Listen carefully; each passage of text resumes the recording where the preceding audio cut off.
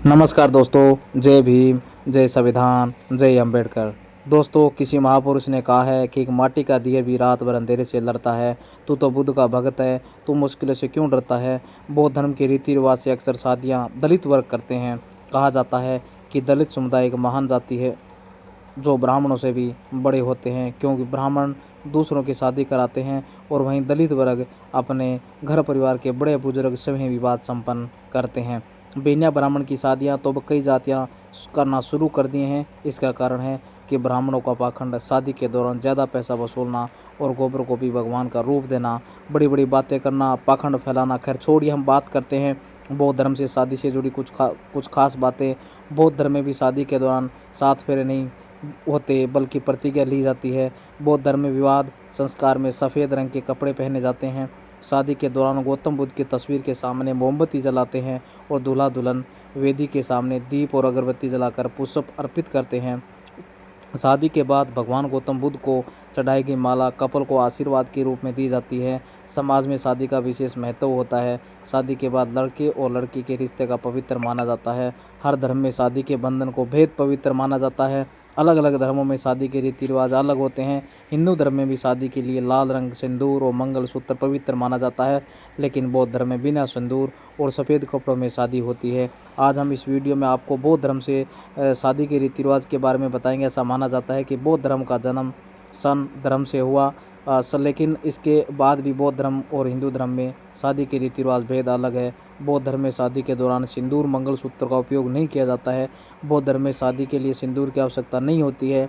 बौद्ध धर्म में दूल्हा दुल्हन लाल रंग नहीं बल्कि सफ़ेद कलर के कपड़े पहनते हैं। इस धर्म में सफ़ेद रंग का परिशुद्ध माना जाता है, इस वजह से दूल्हा दुल्हन शादी के लिए सफ़ेद रंग के कपड़े पहनते हैं। बौद्ध धर्म में शादी के लिए एक टेबल पर गौतम बुद्ध की तस्वीर रखकर मोमबत्ती जलाई जाती है। टेबल के सामने ज़मीन से ऊपर आसन बिछाया जाता है। इस आसन पर दूल्हा दुल्हन एक साथ बैठते हैं। इसके बाद बौद्ध गुरु गौतम बुद्ध को साक्षी मानकर पूजा से विवाह संस्कार की शुरुआत करते हैं। दूल्हा दुल्हन वेदिका के सामने दीप और अगरबत्ती दी जलाकर पुष्प अर्पित करते हैं और फिर 3 बार पंचांग प्रमाण करते हैं। बौद्ध धर्म से शादी के लिए 7 फेरे नहीं बल्कि प्रतिज्ञा लेते हैं। दूल्हा और दुल्हन जीवन भर साथ रहने के लिए वादा करते हैं। भगवान गौतम बुद्ध को चढ़ाई हुई माला कपल को आशीर्वाद के रूप में दिया जाता है।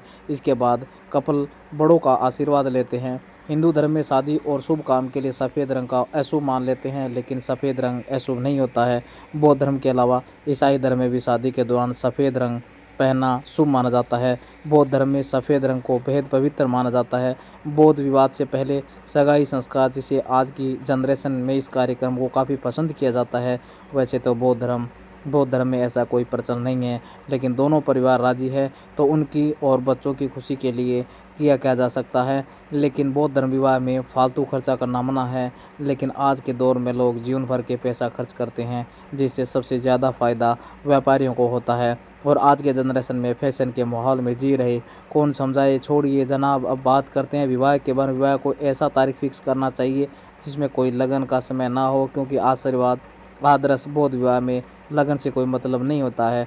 जब लड़का लड़की और घर परिवार वाले राजी तो फ़ौरन कर दे उनकी शादी। यदि दोनों परिवार के बीच आपसी सहमति से किसी सार्वजनिक अवकाश के दिन तारीख सुनिश्चित किया जाए तो और भी बेहतर होगा, क्योंकि उस टाइम ज़्यादा लोग ब्याह संस्कार में उपस्थित हो सकेंगे। जब से बिना ब्राह्मण की शादी होना शुरू हो गया, तब से ब्राह्मण के मन में अनेकों शंकाएं उमड़ रही है कि जिसे हमने नीचा समझा वह तो सबसे ऊपर हो रहे हैं। अगर ऐसा ही रहा तो वह दिन दूर नहीं जब जली जाति सर्वश्रेष्ठ होगी। तो सम्मानित साथियों, अब आप ही बताएं, बिना ब्राह्मण की शादी सही है या गलत है? कमेंट बॉक्स में ज़रूर बताएं। जय भीम, नमो बुद्धाय, जय जय मेरी भीम आर्मी, जय संविधान, भारत माता की जय हमेशा के लिए गूंजती रहे और मेरी भीम आर्मी सेना हमेशा के लिए आगे बढ़ती रहिए। धन्यवाद।